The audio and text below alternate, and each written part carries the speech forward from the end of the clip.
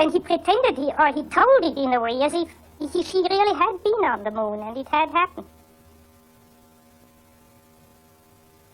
And I was very rationalistically trained from school, so I said indignantly, but she imagined to be on the moon, or she dreamt it, but she wasn't on the moon. And he looked at me earnestly and said, yes, she was on the moon.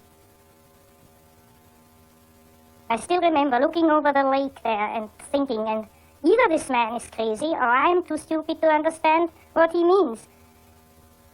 And then suddenly it dawned on me, he means that what happens psychically is the real reality. And this other moon, this stony desert which goes around the Earth, that's illusion, or that's only pseudo-reality. And that hit me tremendously deeply.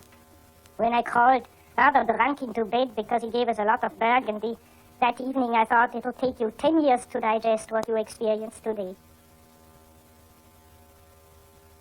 Both Jung and I minded most of all about wholeness, about the coming whole, and that I got at it through my art by always trying to draw paintings that looked whole, animals, primitives, anything that seemed still at one in itself and whole. And he got at it by studying the things of the Roman people, and then realizing the way to get it right was to find their wholeness, to find the opposite to the thing that was destroying them so terribly. And of course I went through a tremendous encounter with the unconscious. One always does in analysis, particularly with healing and lecture. Bit fast, by the way.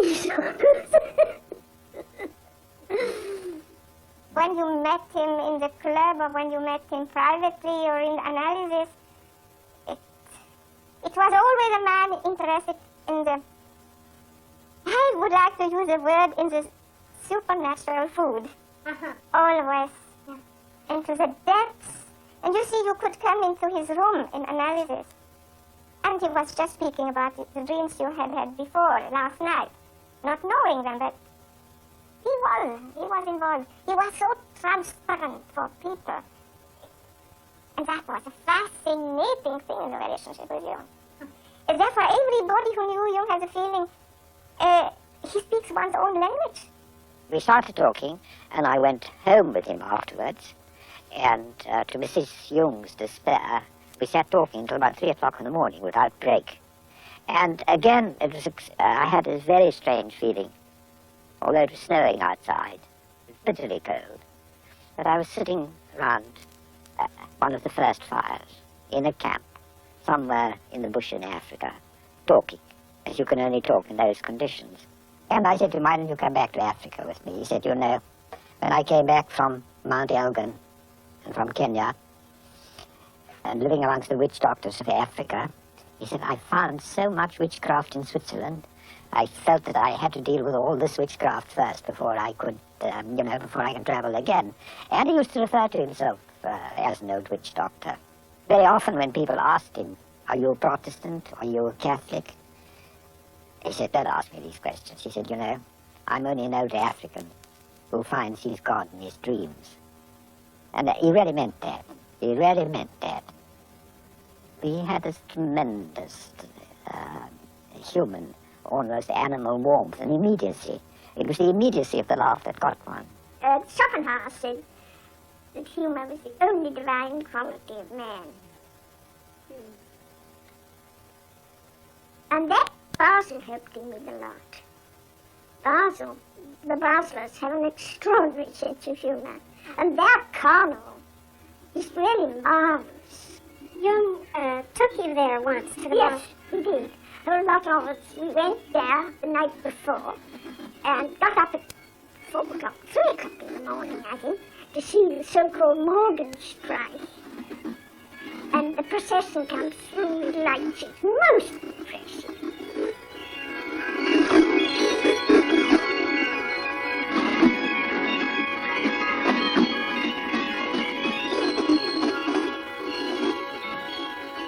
This feeling that he had that if man lived his life religiously, if he lived his life symbolically, then it was almost as if what the theologians called God, and my Zulus called Nkulunkulu, the first spirit, where the first spirit had passed over some of his power and some of his responsibilities to the human being, and that the human being had a God-like task to perform in creation, and the extent to which he performed it, he derived his meaning.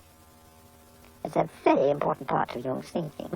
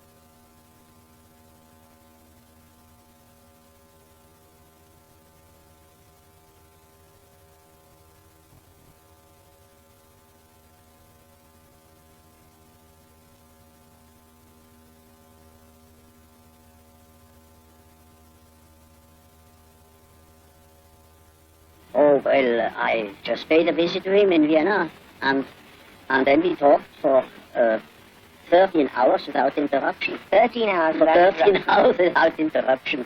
We didn't realize that we were almost dead at the end of it, but it was tremendously interesting. He was the old man and had a great experience, and he was, of course, way ahead of me, and so I settled down to learn something first.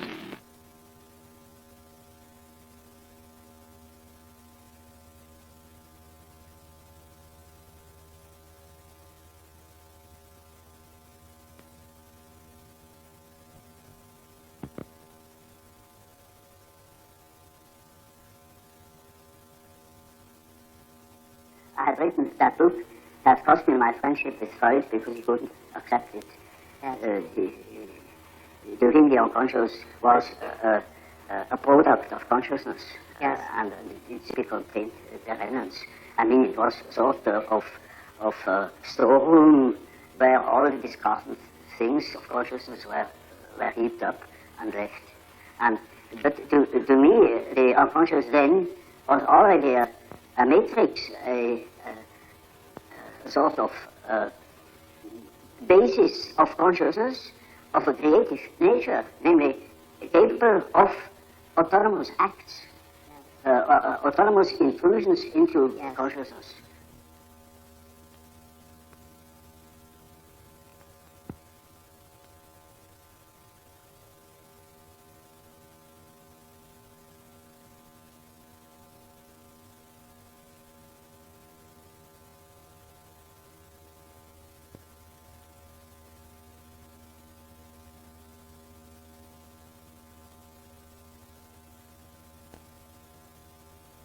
Man's soul is a complicated thing, and it takes sometimes half a lifetime to get somewhere in one's psychological development.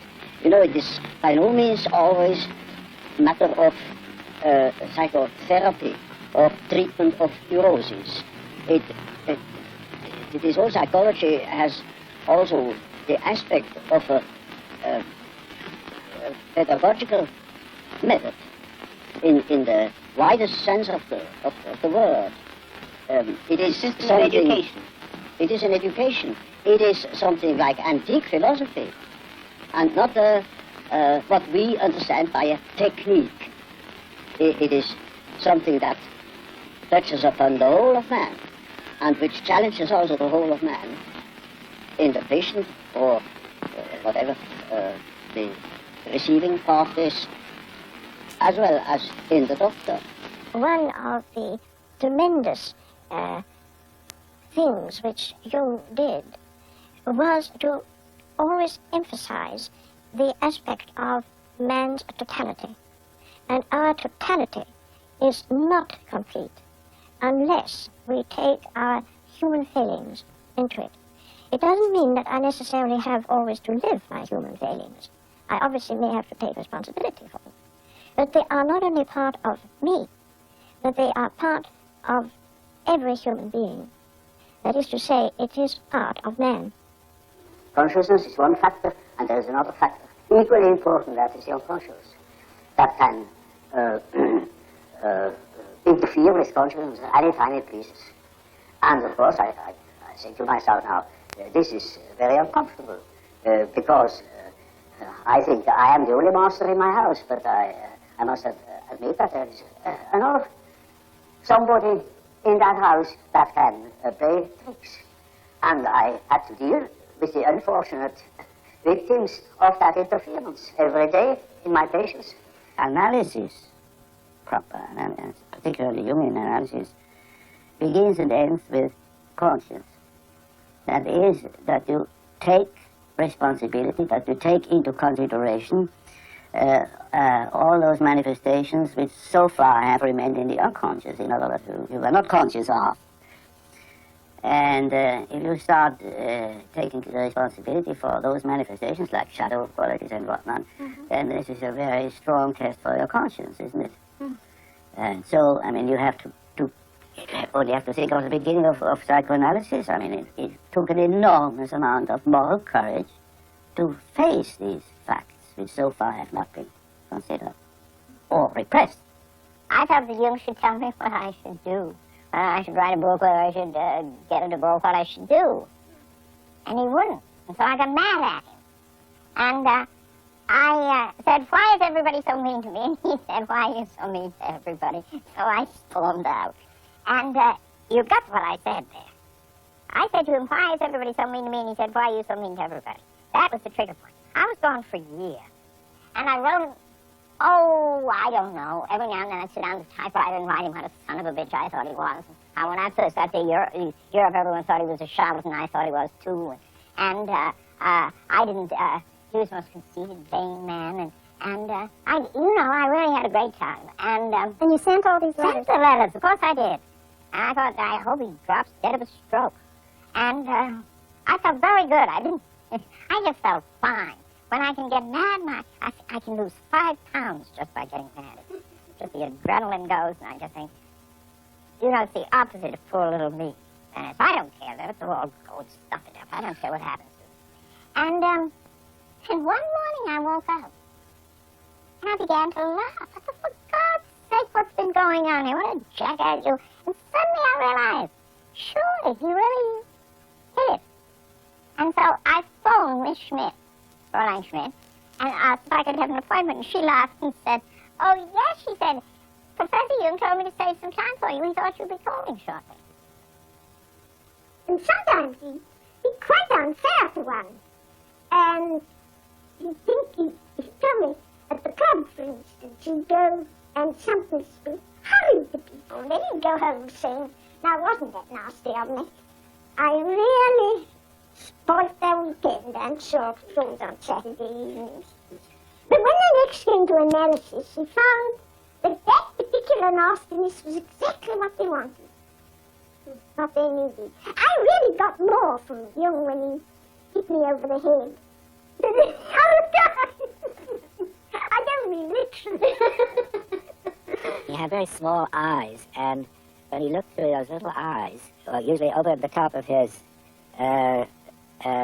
eyeglasses, you knew that he was looking at something that you couldn't see. And what came out was usually some very simple fact. It wasn't any aura or any great message that came back from the beyond. It was something about your ordinary life or the ordinary situation. I described a party where I felt the shadow got loose with Jung in the center of it, where they threw a knotted towel from one person to another around the circle. Jung kept this thing going almost beyond endurance, and I fell down and broke my glasses, and somebody else skinned a knee, and at the end of the party we were all in shambles, but this was characteristic of Jung's intolerance of persona. He was so afraid that the party would stick on a polite persona level that he engineered it to bring out the shadow, and in the end we all had a marvelous time. We all got drunk, and it was it ended very happily.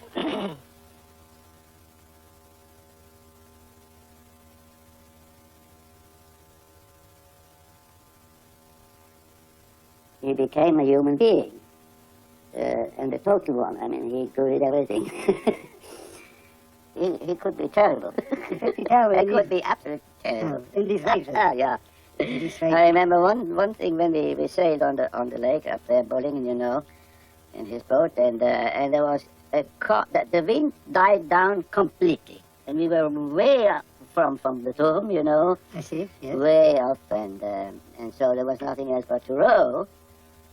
And I was an old sailor, and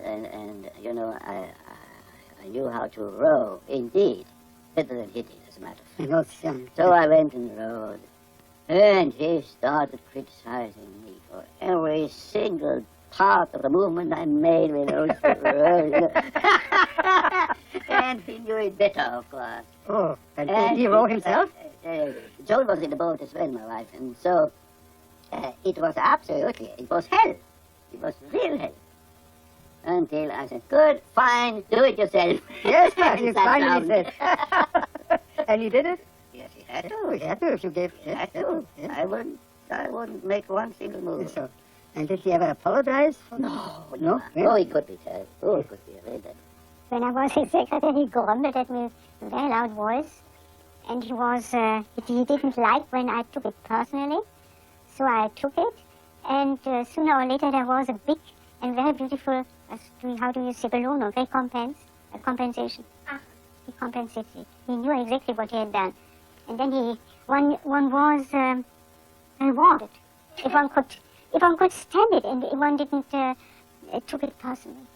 You see, he was so burdened by his ideas and by people outside and his inner figures. So I understood it quite well. He had to have a let out, ventil. Ventilate. And then out. The steam has to go out. Yes. And it sometimes came out on you when you were there. Yes, yeah. The personal shadow is the personal shortcomings of things which every human being could be conscious of, which is not archetypal. For instance, such things as greed for money or jealousy, inferiorities which everybody has, but prefers not to know about. If one is jealous or if one is suddenly possessed by wanting money or so on, one could know about it if one is honest with oneself. But the collective shadow has to do with the dark side of the archetype of the self. That means it's the shadow of the God image. In the Christian tradition, it would be the devil. And that has always been personified and felt as something which has not to do directly with the human being. I mean, if somebody is possessed by the devil, he's much worse than just, he's not human, it's demonic. And, but on the other hand, generally that merges. First you have this area of dim, dark side, and behind it lurks the other. I've, for instance, seen that when Germany went to the devil in Nazism, people fell into it through their personal shadow. For instance, they didn't want to lose their job because they were clinging to money. That was their personal shadow. But then they joined in with the Nazi movement for that reason and did much worse things than they would have done normally under normal social conditions. So you can say the personal shadow is the bridge to the collective shadow, or the open door to the collective shadow. But the collective shadow comes up in those terrible mass psychoses. It's like if you have a room and there's one door not shut, and there the devil can come in. And if you know your personal shadow, you can shut all the doors.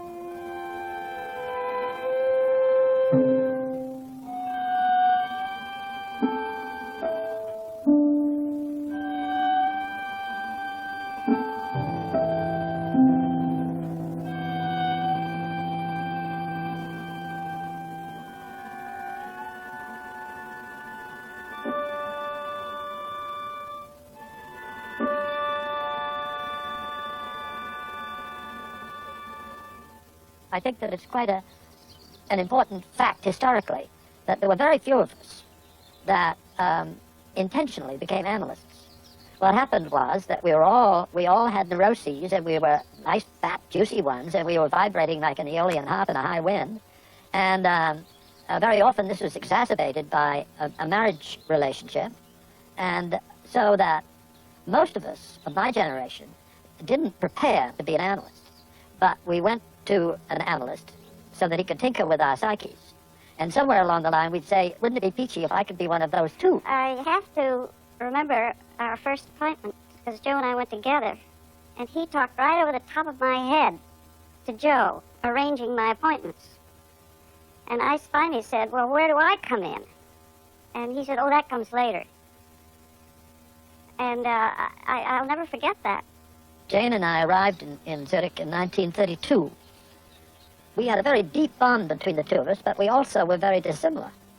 And so we got into horrendous clashes and crashes.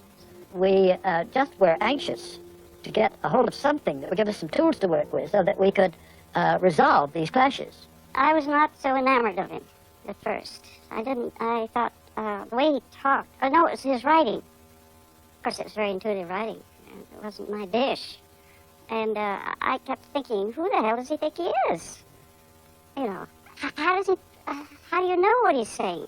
I mean, how does he know what he's saying is right? And I was really very resistant. It is almost a rule, but I don't want to make too many rules in order not to be schematic. Yeah. That an introvert marries an extrovert for compensation, or another type marries the counter type to complement himself. I thought, well, he's just talking through his hat, and I just can't go for that stuff. Until I got in trouble and had him head on, and then, my God, he just made all kinds of sense. I liked his opening comment. He said, oh, so you're in the soup, too. I like the two. Yeah. The archetype is a force, it has an autonomy. It can suddenly seize you. It is like a seizure. Yes. So, for instance, falling in love at first sight, that is such a case. You see, you have a certain image in yourself, without knowing it, of the woman, of the woman. Yes. Now you see that girl, or at least a good imitation of your type, and instantly you get the seizure, and you're gone. And afterwards you may discover that it was a hell of a mistake. Or you see, a man is quite capable, he's intelligent enough to see that that woman of his choice, as one says, not no choice, he has been captured. Yeah. You know, he sees that she's no good at all, that she's a hell of a business. And he tells me so, and he says, for God's sake, doctor, help me to get rid of that woman. He can't. He's like clay in the fingers. And that is the archetype. That's the so-called archetype of the animal. Yes. He thinks it is all his soul, you know. Like the girls, you know, when a man sings very high, then he thinks he must have a very wonderful spiritual character because he can sing the high C. Yes. And she's badly disappointed when she marries that particular number. Yes. Well, that is the archetype of the animus. Yes. This is built right into the center of Jung's whole psychology, that one should develop one's countersexual components, as Margaret Mead so quaintly phrases it. But Jung prefers to talk about the animus and the anima, meaning the feminine side of the masculine side of the woman and the feminine side of the man. And so that all of us who are really committed and involved in the Jungian world are very busy trying to develop our animuses or our animas, and we don't ever expect that it's going to be quite a dead heat, and that our voices will alternate from soprano to basso, or that we are going to get a reissue of our vital parts. But on the other hand, we do feel that usually going on a two-step operation, first with the projection of one's anima or one's animus, and then the gradual peeling of it off and taking it back in again and assimilating it and hopefully integrating it into one's consciousness, that this androgynous or almost androgynous state of being is the way one hopes to be before they throw the switch. In the beginning stages of a relationship, there's generally a lot of projection mixed up with it. And that is responsible for all those love quarrels. I mean, she makes demands which he can't fulfill, and he makes demands she can't fulfill, and animus anima crossing the swords. And, I mean, if you tape record a love quarrel, it's the same all over the world, literally. And that is projection. And if people don't run away, but work it out, and take back all what is projection in it, then appears or is peeled out of all this the true relationship. Now, it might be none. And then it would be like the Freudian thing, goodbye, and now I see you simply represented that and that in me, and thank you very much, goodbye. Or there might be a tremendous amount of relationship, true relationship built up, which is not the same thing as projection. The intensity of our struggle suddenly became clear to me that Jane had a thinking function developed, and I had a developed feeling function. And, of course, that was upside down. Everybody knows that men think and women feel, only what didn't happen to be so with us. But I think that what he did for women came through his tremendous interest in the individual. And women could be individuals, too.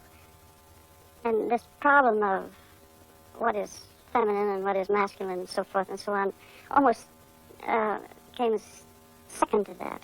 Mm-hmm. So I think in a sense, and then of course his discovery of the animus and the anima, that did a lot. Jung was not apt to be a father figure. He was, in an astonishing way, near to you.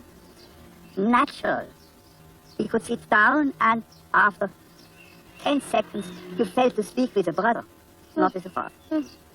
And if you have had this brother relationship to him, where you discussed in a free way, where you accepted that he got angry, where you also were ready to get angry at him, as men do, in an upright, clear way, it was easy to get along with him. But the moment where one thought that he was a father figure, he was for men very destructive. Because he was too irrational to give a guidance as a father. He changed too openly, too often his mind to give such a guidance. That's a natural thing to change one's mind. But a normal thing. But a father should give a certain guidance. And he had no intention at all to give a guidance. So for men it was often difficult because the moment men look, and many men look for a father, for a father, whereas with women it went along much better because a woman doesn't look so much for a father. She looks for a lover. And he was charming, seducing, and there he offered transference, often a little bit too much. But with a great healing power. With a great healing power. Well, what about the atmosphere in Zurich at that time? Well, that's what put me off.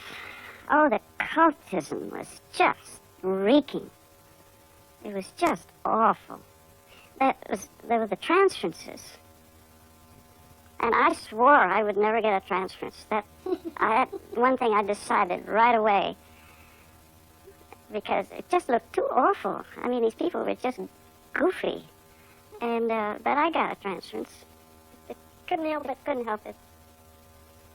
I mean, after all, you get a transference because what's missing in you has got to be seen in somebody else. And there was plenty missing in me, you know, and with a man of Jung's caliber. There's a lot missing. It is a regular observation that when you talk to an individual, and this individual gives you insight into its inner preoccupations, interests, emotions, in other words, hands over his personal complexes, then you get slowly and nilly-willy into the situation of a sort of authority, you become a point of reference. You know you are in possession of all the important items in a person's development. Now you see, that creates an emotional relationship to the analyst. And that is what Freud called the transference, which is a central problem of analytic psychology. It is just so as if these people had handed out their whole existence. And that can have very peculiar effects upon the individual. Either they hate you for it or they love you for it, but you are not indifferent to them. But I never felt as though I had too much transference. It didn't last too long because Jung, the one nice thing about, or the good thing about him was he gave so much of himself. He just gave you everything he had. So it wasn't as though you had a hangover. You got it all, you know? I never felt in awe of him. I just thought sometimes he was funny. When we used to have a little argument about God, he said, I'm not so sure about God. I'm perfectly willing if he shows up, fine. I used to say to you, of course, if he shows up, he'll probably look like you. And, I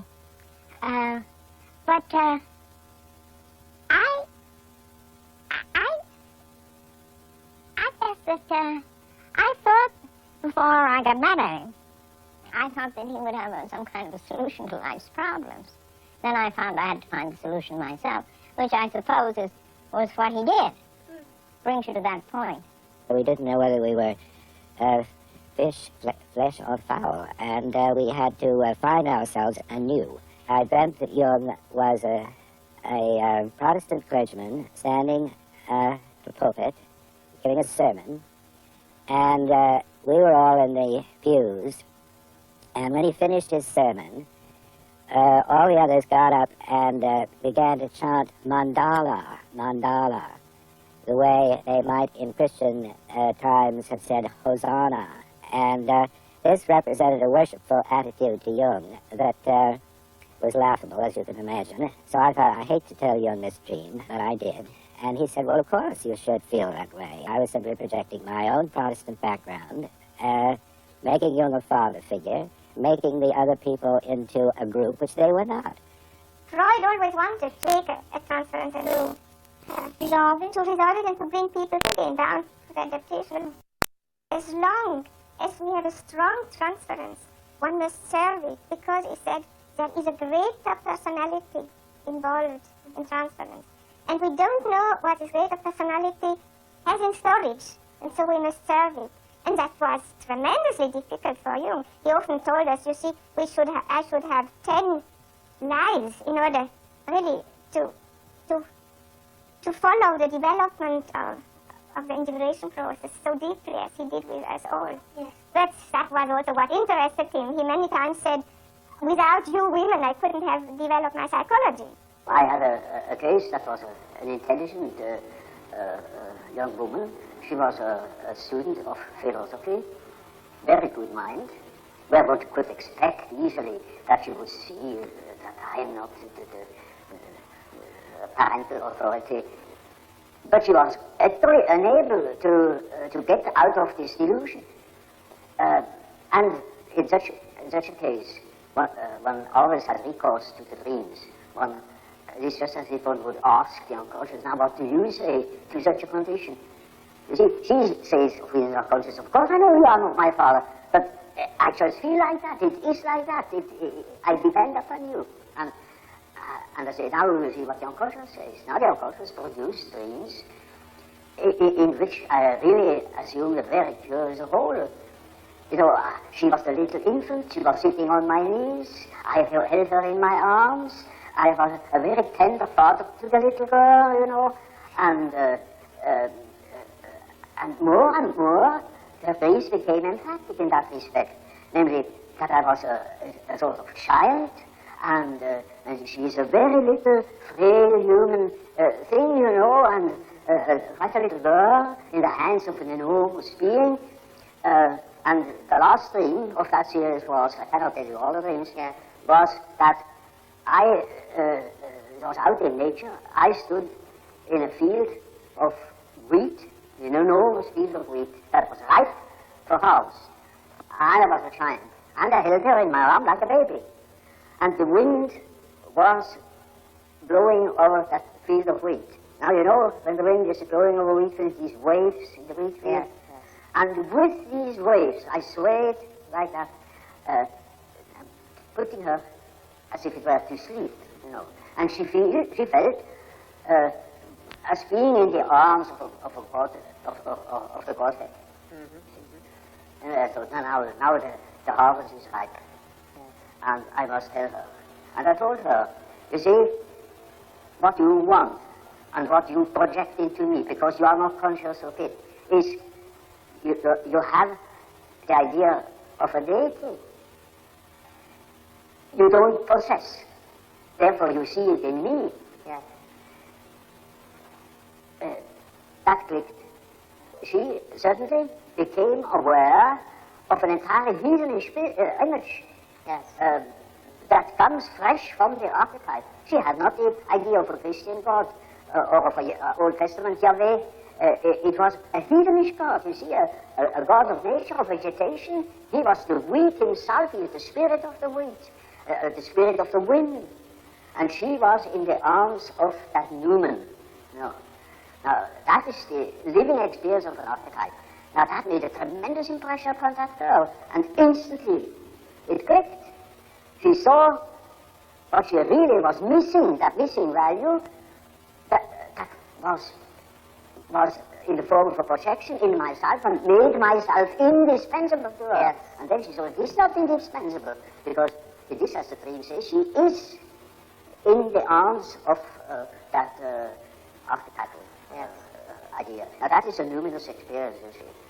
And that is the thing that people are looking for.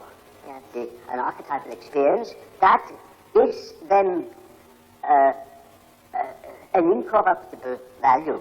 You see, they depend upon other conditions. They depend upon their desires, their ambitions, depend upon other people, because they have no value in themselves. They have nothing in themselves. They are only rational, and they are not in the possession of a treasure that would make them independent.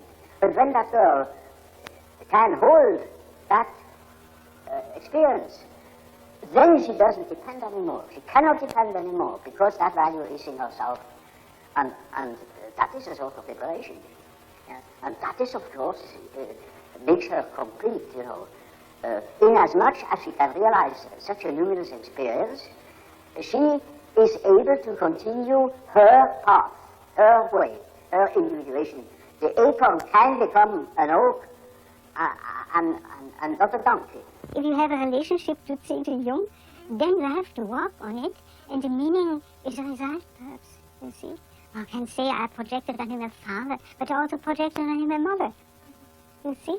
And the one who accepted me, I could say. And from this, in the course of the years, I found a place in this world. I found a place in myself and in the world. A transference is a projection. So I projected on him this and that, and he took it seriously, and he acted accordingly. But he never laughed at it. He accepted it. He accepted it. I remember once a patient wanted to marry Jung. She was convinced that he was the man for her and for her lifetime. In vain, Jung explained to her that he already was married. She continued to be convinced, and therefore Jung accepted.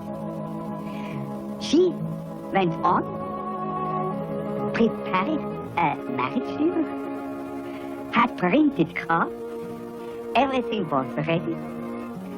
Jung continued to accept in full confidence of unconscious reactions coming from the patients or from him.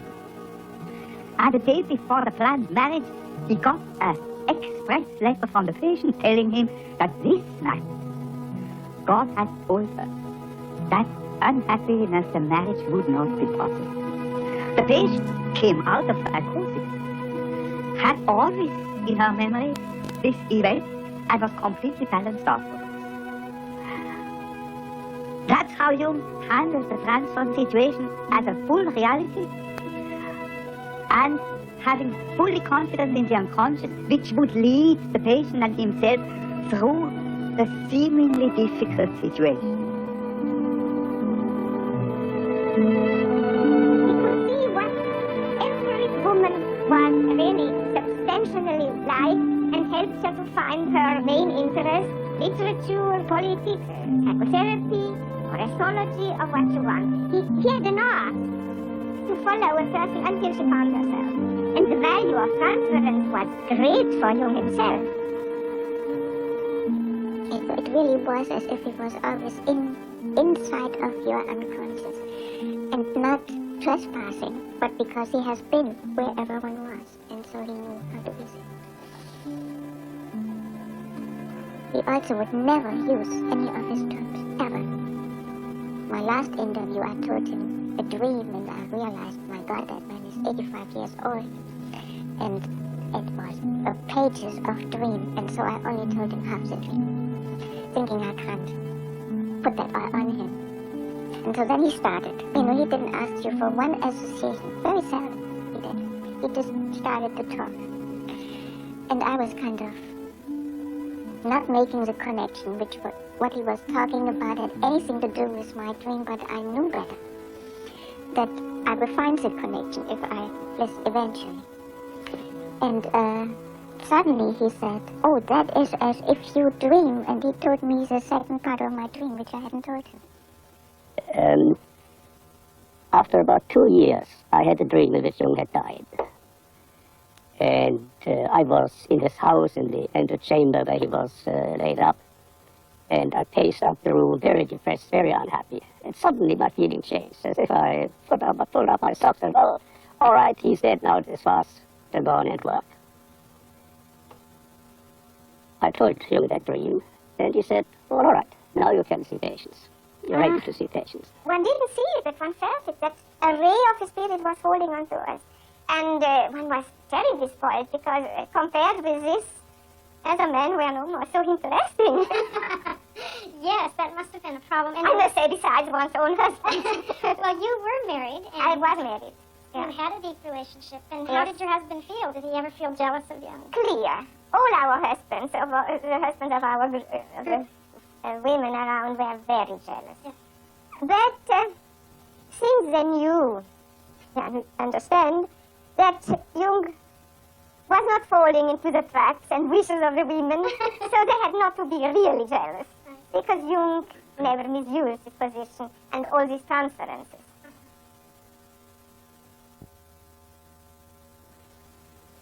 Now, Jung worked in this rejected feminine world of the unconscious for years. People came to him. He was particularly successful with women patients. And one person came into his life very early on, because she's already with Jung and Emma Jung at the famous conference in Vienna, where they are all photographed together. And that is Toni Wolff.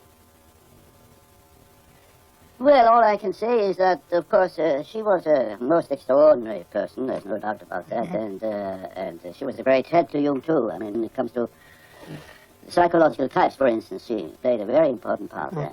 Not in his development of his He had ideas. all his knowledge in philosophy and so on and so forth.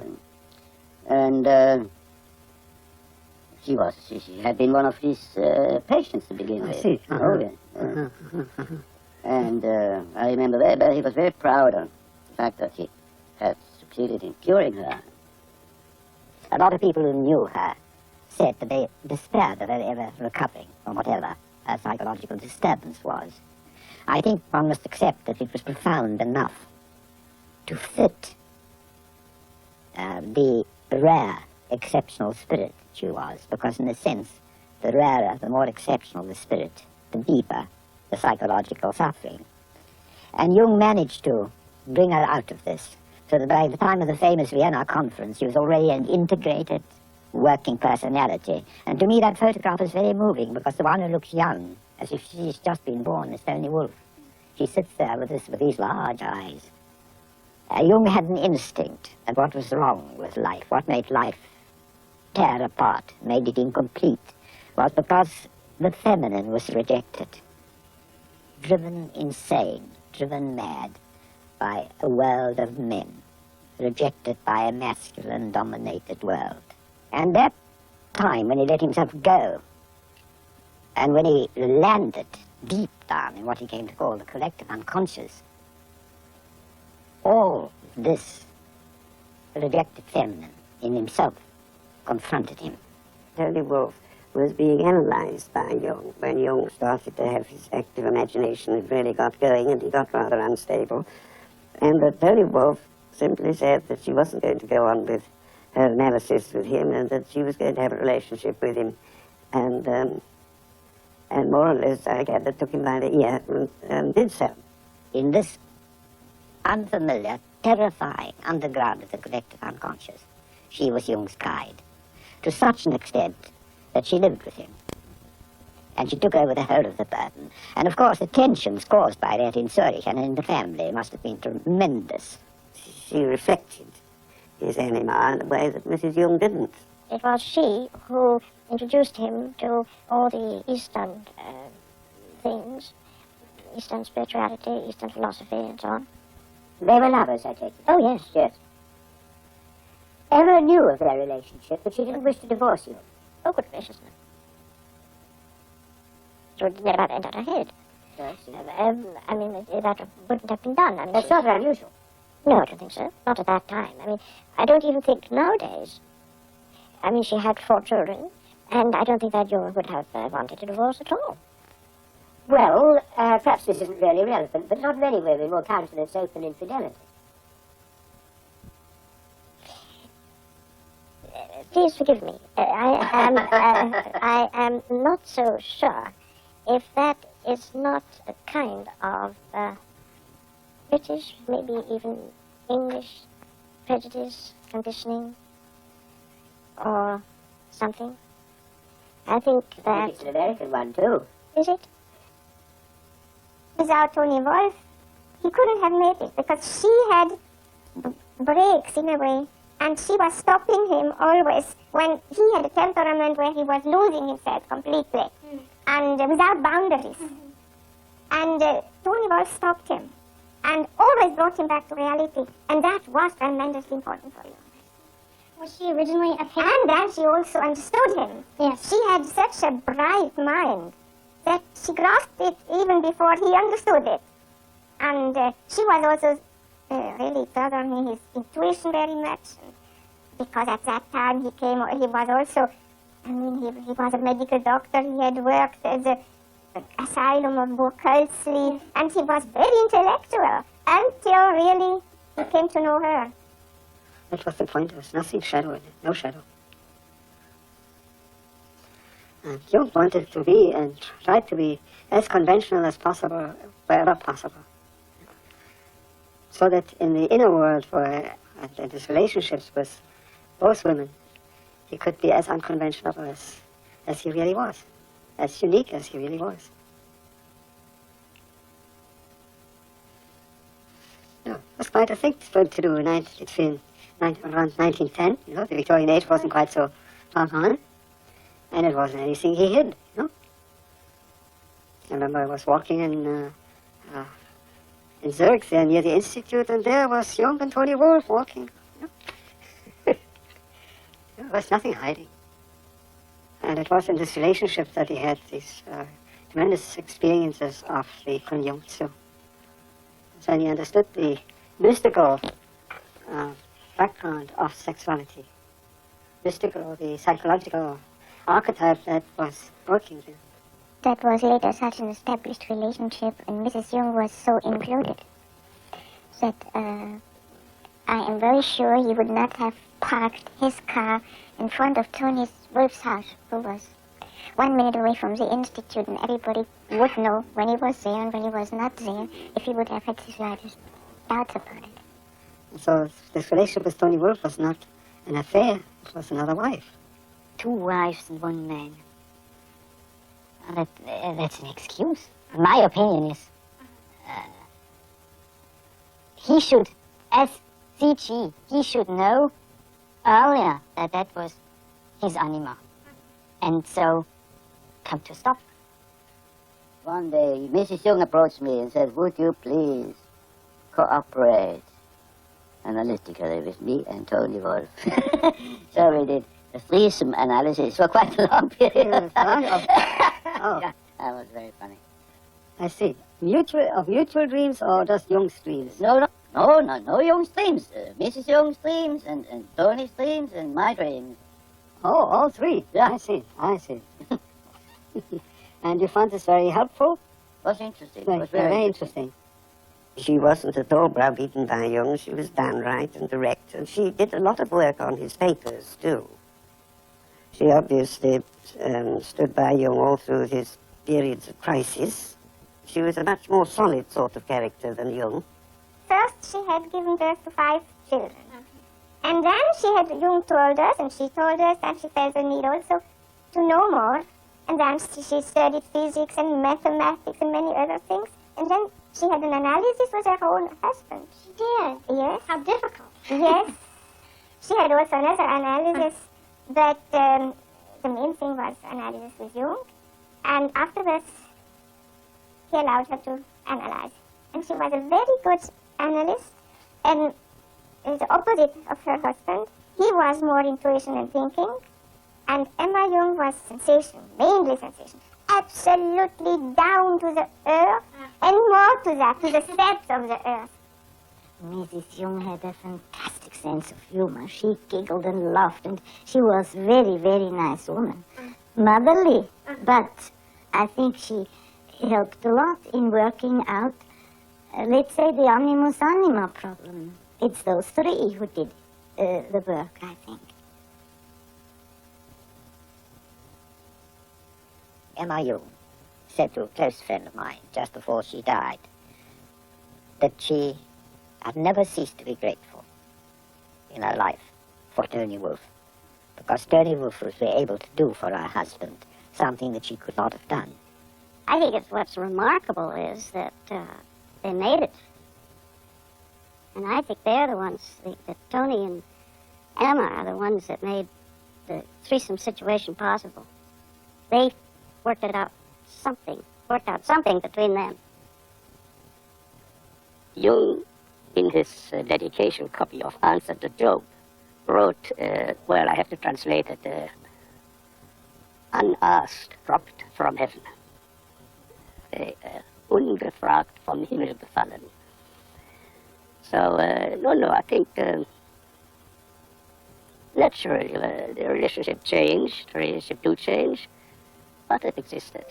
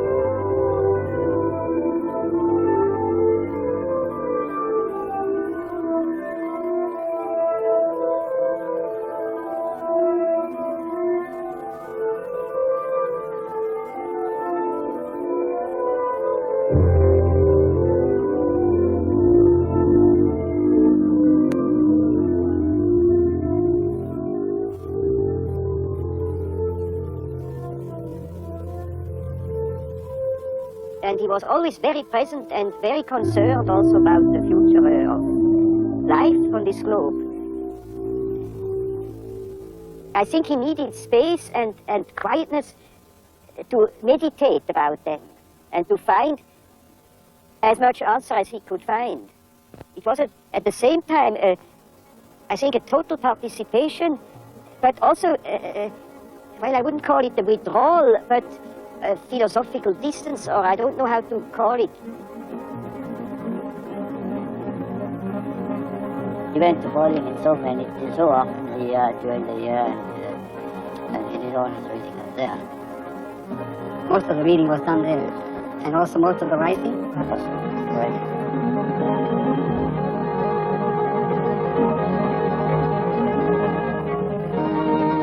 In the fall of 1920, Is there met hem willen nog verder? he came by bicycle. Dr. Jung came by bicycle on his bicycle from Friesland.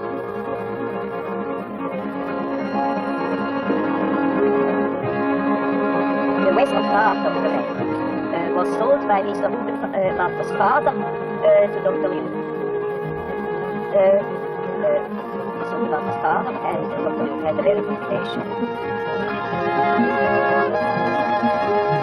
That's the brother. Ja, und der Bruder hat auch.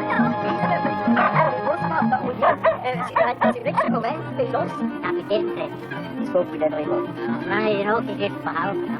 And when they were in trouble, you see, for instance, we bringing in the hay before it came raining, Dr. Jung would help them.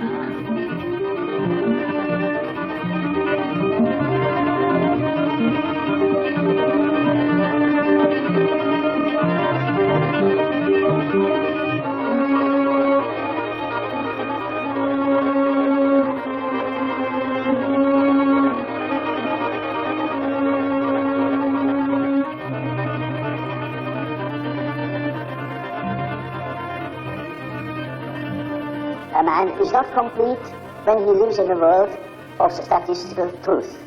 He must live in a world of his biological truth. Man has always lived in the myth.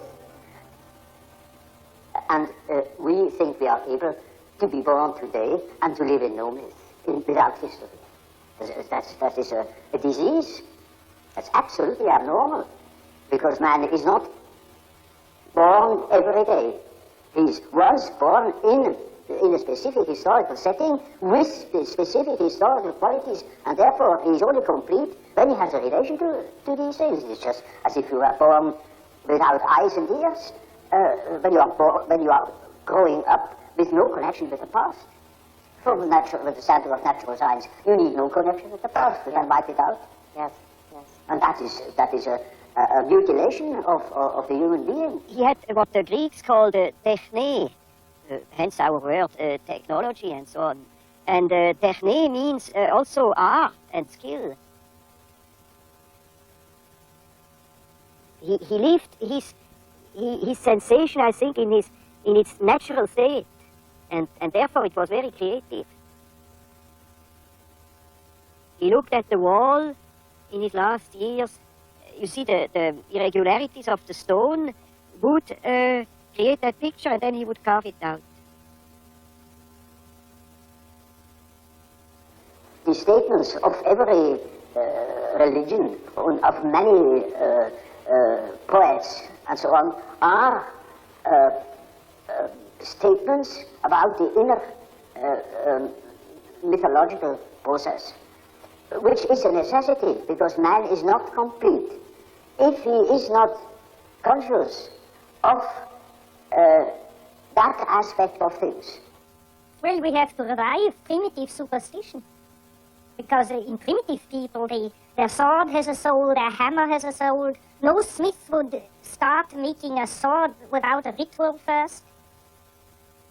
Still in the Middle Ages, the heroes who depended on their sword, think if your sword breaks in battle, you're a dead man.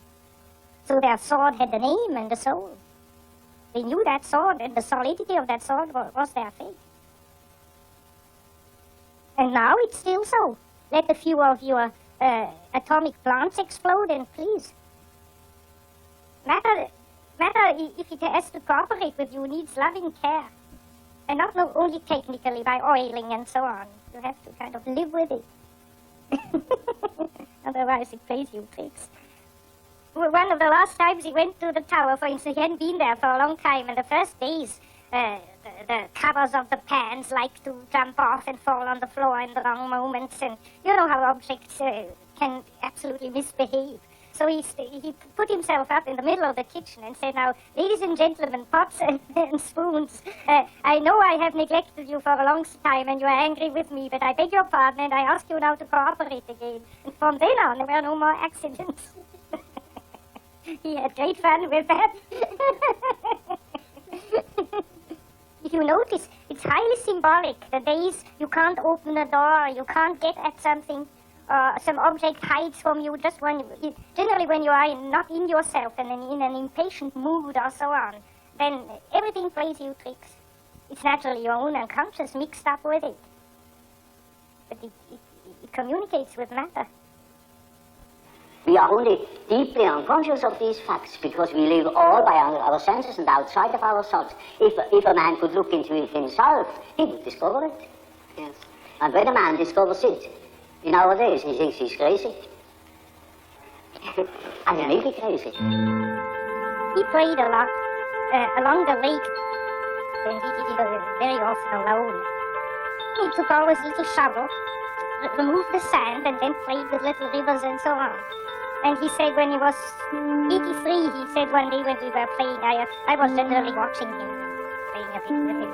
And he said to me, you know, only today I have suddenly thought, what am I doing when I'm playing like that? That's what I have done all my life, digging out springs. He was just enjoying that. He called it the waterworks. And always before he was writing, he did some days or even weeks of waterworks till he was in the right mood, and then he began writing. I sat sometimes for hours beside him, just watching, not talking.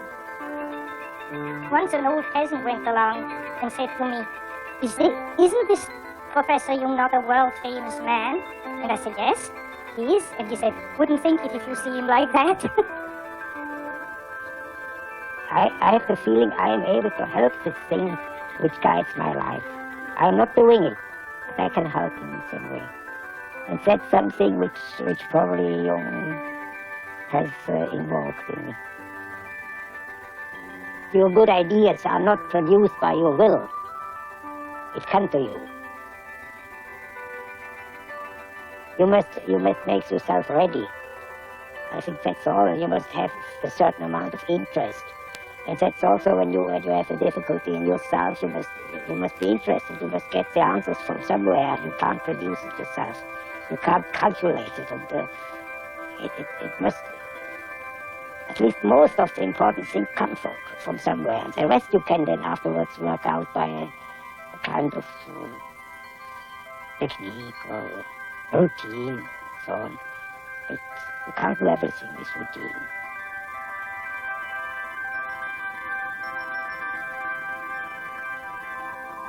I was always looking for something in between, you know, something that linked that remote past with the present moment. And I found, to my amazement, it is alchemy. It is the basis of our modern way of perceiving things. And therefore, it is as if it were right under the threshold of consciousness.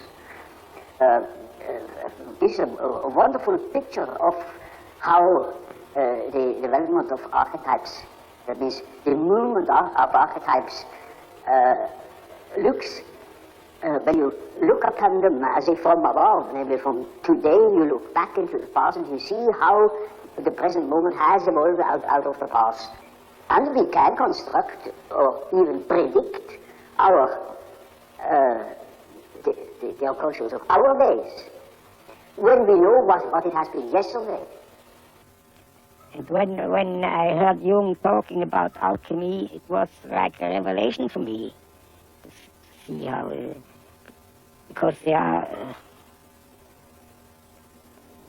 religious ideas which are on the foundation of all these scientific work. The energy that you do, that you start to do chemistry, comes from somewhere which is not a really rational thing. It's an emotional thing. For Jung, religion was an attitude. For Jung, religion was an attitude to life and had absolutely nothing whatever to do with any kind of creed. And he was actually ambivalent about creeds because on the one hand he said that a creed would stop you from having an experience, and since he believed that religion was not only an attitude but had to do with experience, personal experience, if you block it by a creed, obviously you can't have an experience. But at the same time, he also thought that a creed might be a tremendously important framework for someone whose ego was too weak to stand the horror, the void of complete loneliness.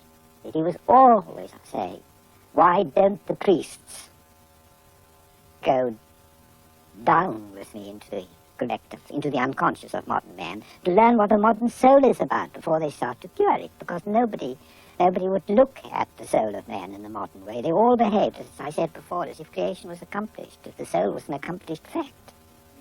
And it wasn't. That's why the book of Revelations had so much meaning to Jung.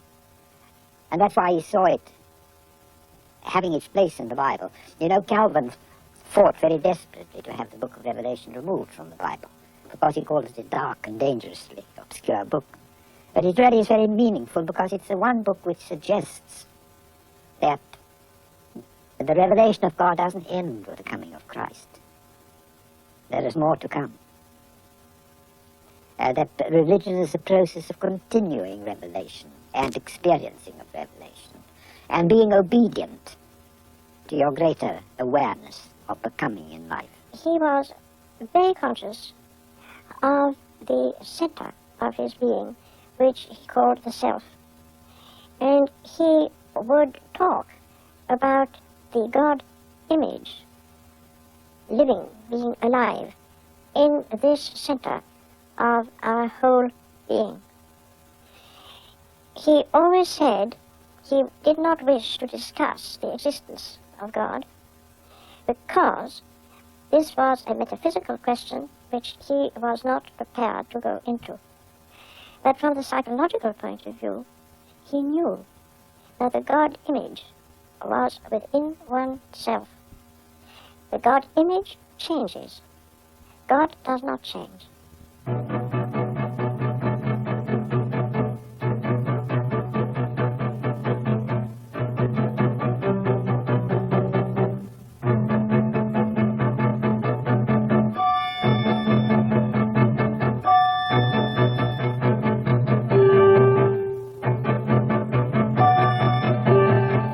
I never could claim that any kind of human work could reveal something about the nature of God or about his existence. I only know that the idea of God is a pattern, an age-old pattern, a primitive pattern that always has been and never lost its, what we call, luminosity. It is always there and it still plays the same role as it always did. We can establish the existence of that pattern, and that is for our practical purposes enough, because when we can integrate such an idea in our mind, the idea of such a being, then that gives an entirely different scope to things.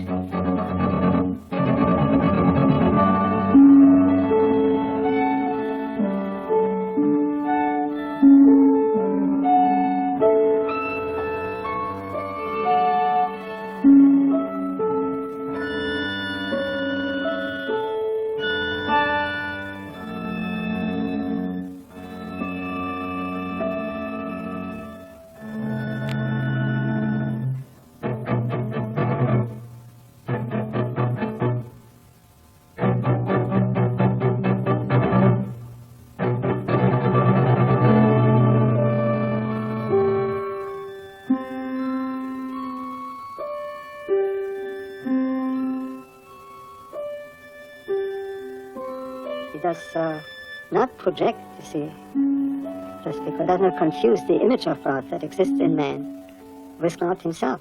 He says he cannot make any statements about God, but about the image of God as it exists in the human being. You know? And so this whole ego-self relationship is really at the basis of Jung's work. That's all it is about, you know. And the self-experience as something inside man, but not the same as the ego. You know? But he doesn't project it. Jung puts the burden squarely on each person. And this psychology of individuation, of making what you are, or what you've inherited of the universe, of making that specific, of making what you've got of the collective in you, making that individual, and carrying it as an individual. And not only standing still in it, but allowing an act of becoming in the midst of your being, to become your own way of moving through life. This is the hardest thing you can ask of human beings. What would you say the main value of the research and the writing that you and Jung have done on alchemy is? I would say that a civilization needs a myth to live. We know that if missionaries destroy the myth of a primitive people, they destroy them also physically. They begin to drink, they degenerate, they are lost. And no civilization can live only from welfare. It needs a myth to live. All great civilizations, when they were flourishing, had a living myth. And I think that the Christian myth on which we have lived has degenerated and has become one-sided and insufficient. And I think that alchemy is the complete myth. And that therefore, if our Western civilization has a possibility of survival, it would be by accepting the alchemical myth, which is a completion and continuation, but and richer completion of the Christian myth. That's a myth we could live again with, in contrast to the Christian myth, which doesn't satisfy a great amount of people anymore. And the Christian myth is deficient on not including enough the feminine, or in Catholicism they have the Virgin Mary, but it's only the purified feminine. It's not the dark feminine. And in excluding matter and treating matter as dead and the realm of the devil. And in not facing the problem of the opposites of evil. And alchemy faces the problem of the opposites, faces the problem of matter, and faces the problem of the feminine. The three things which are lacking in Christianity. And therefore it complements the Christian myth and could revive it too that way.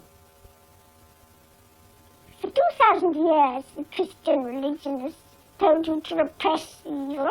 And look at the damn thing now. It began to be so visible at the First World War. And that's now a great many years ago, isn't it? Sure. And it's on a much grander scale, much larger scale, the possibility. Oh, far. Far. What is it? What did we learn from alchemy? It's finally that in each of us there is a rejected part, the corner which can become the cornerstone, like it's written in the Bible. And we have to be aware of the stinking side, of the bad-smelling side, of the, as Jung says, about the urine, about the excrement, and all that in our life. And this is the beginning of the way of God. This is the beginning of the transformation. The psychology of individuation has nothing to do with politics at all, because it deals with the ultimate values. But yes, it has shattering political implications.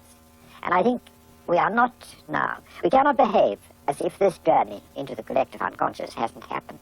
Because it has happened, we can't plead ignorance anymore. It has happened, and because it's happened, because we are facing a universe within, objective universe within, as great as the universe without, it can never be the same again. We cannot ignore it. And it has enormous political consequences for us. And a kind of society, the kind of politics that will save us, will have to be more important than any other quality in our politicians. We must demand psychological illumination, psychological awareness, because otherwise we get people sparring with their own shadows.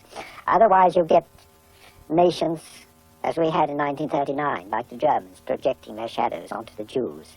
And then when they were eliminating the Jews onto the Poles and God knows what not else, you see.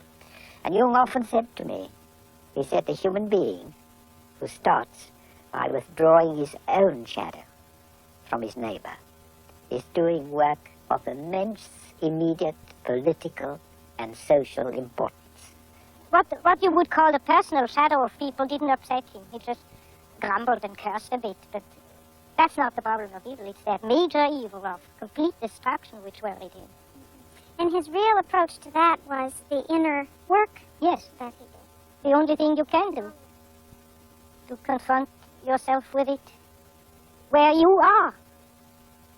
All the rest, all the benevolent, if benevolent preaching would help, then we would be out of the trouble long ago, because we get a lot of benevolent and reasonable preaching, but it doesn't help. So the only place where you can really put the hand on it and deal with it, body to body, the problem of evil, is in yourself. And there you have the hope to change something, but the hope to change the world is a childish illusion.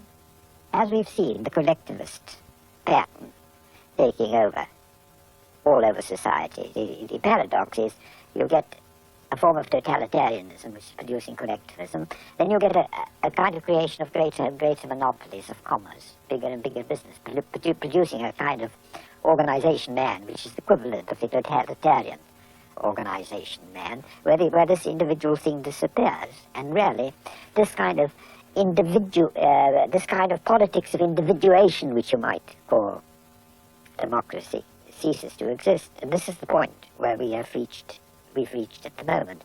And at this point, all that's inferior, which Jung used to call the shadow in man, tends to come to the surface.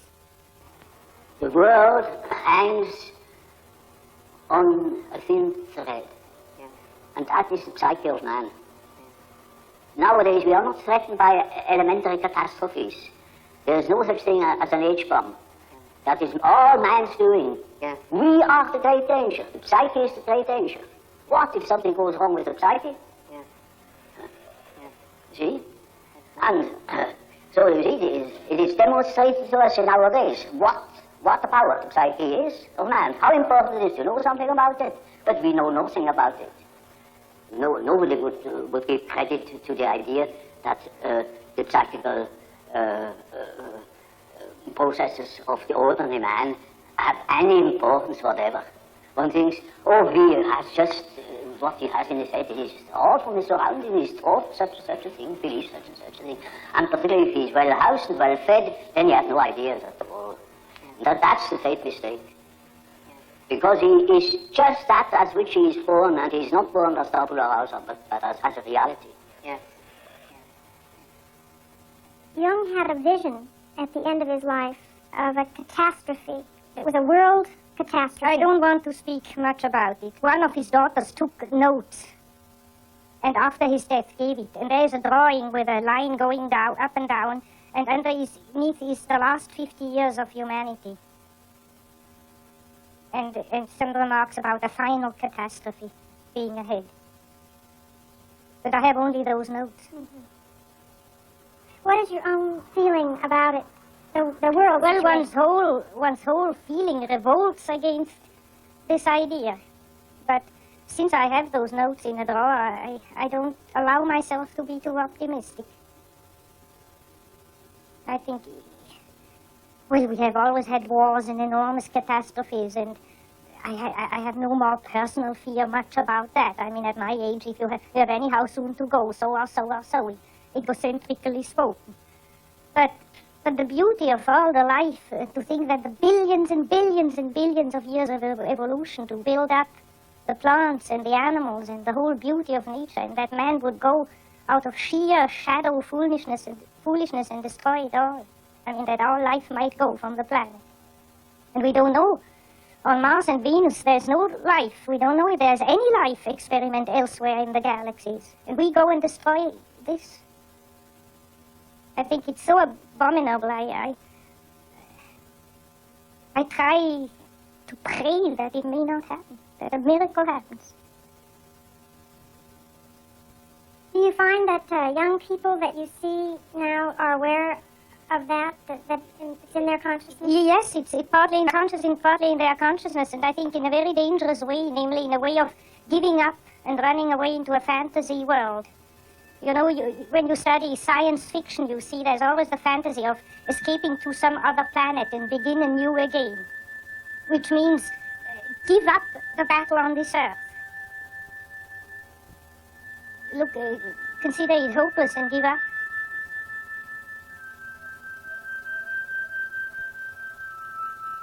I think one shouldn't give up.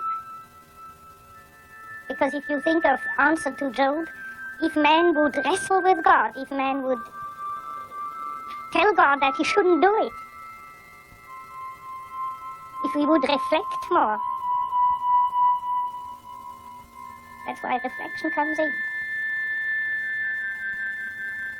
You never thought that we might do better than just possibly sneak around the corner with not too big a catastrophe. When I saw him last, he had also a vision while I was with him. But there he said, I see enormous stretches devastated, enormous stretches of the earth. But thank God it's not the whole planet.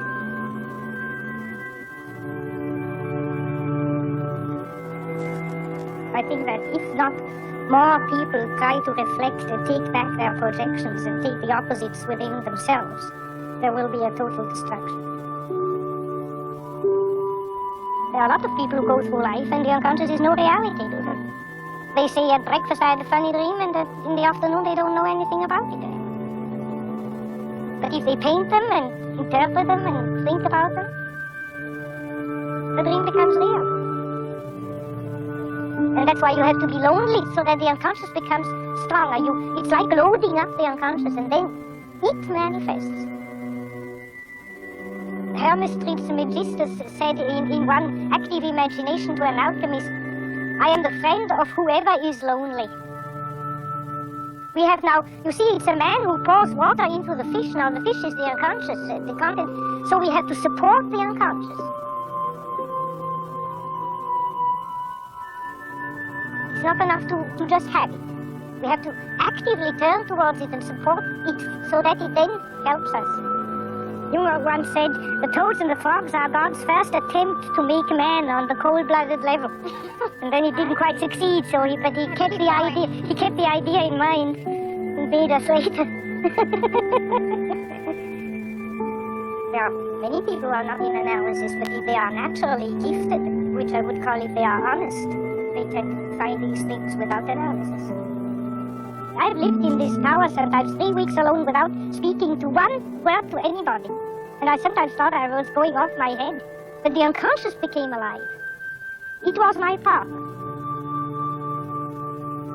There are no other similar beings like man that are articulate and could give account of their functioning